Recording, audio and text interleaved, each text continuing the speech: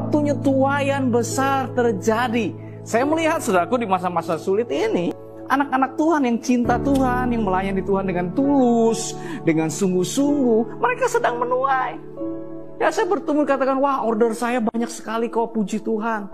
Oh, bahkan ada yang bilang 8 kali lipat, 10 kali lipat. Saudara lihat, di masa sulit mereka tetap menuai. Kenapa? Karena mereka mencintai Tuhan dan jadi terang. Mereka tetap setia melayani, setia memberi, saudaraku. Ya, di sini luar biasa sekali. Kekayaan bangsa-bangsa. Ya, bahkan di sini dikatakan juga, saudaraku, ya, sejumlah besar unta menutupi daerahmu, membawa emas kemenyan, memberitakan perbuatan masyhur Tuhan. Tapi kalaupun gereja tidak punya uang, gereja tetap bisa jalan. GRI Bandung punya uang? Punya. Tapi kalaupun kita tidak punya uang, akan ada jalan untuk kita menjalankan pekerjaan kita, menjalankan kehidupan gerejawi kita. Uang bukan patokan. Tuhan karuniakan uang, kita tidak buang, kita jaga baik-baik. Tuhan tidak beri uang, tetap ada jalan untuk bisa melayani Tuhan. Ini harus saudara dan saya sama-sama percayai. Kalau saudara jemaat saya di GRI Bandung miliki pengertian yang sama, dengan demikian kita tidak mendewakan orang yang persembahannya besar. Kita tidak mendewakan orang yang sumbang uang banyak. Saudara sumbang uang banyak, puji Tuhan, ini tanda cinta saudara kepada Tuhan.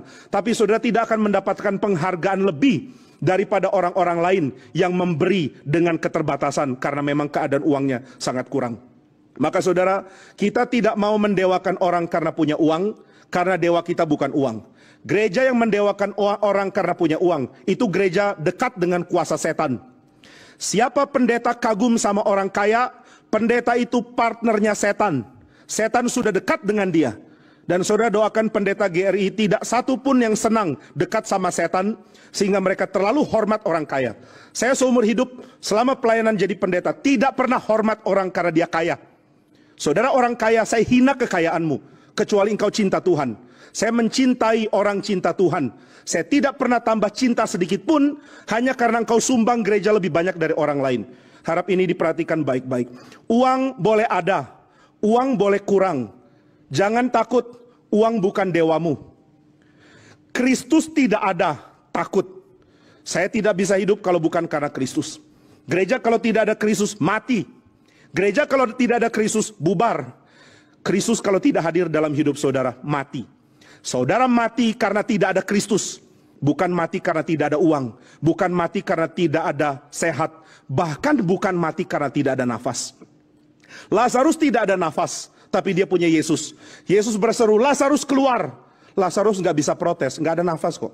Dia mau bilang, saya nggak mau keluar, nggak bisa. Dia terpaksa punya nafas. Ya, saya yakin dia nggak merasa terpaksa. Dia hidup dan dia dibangkitkan oleh Tuhan Yesus. Dan saudara, ini merupakan gambaran yang indah. Siapa punya Kristus, dia punya hidup. Siapa tidak punya Kristus, dia mati. Siapa punya Kristus, dia hidup dalam terang. Siapa tidak punya Kristus, dia hidup dalam kegelapan. Sudahkah engkau dan saya mengerti hal ini? Sudahkah gereja mengerti hal ini? Tanpa Kristus engkau mati. Maka saudara sekalian, gereja sangat sengsara tanpa Kristus. Gereja perlu Kristus. Dan selama saudara tidak mencintai Kristus, saudara mati.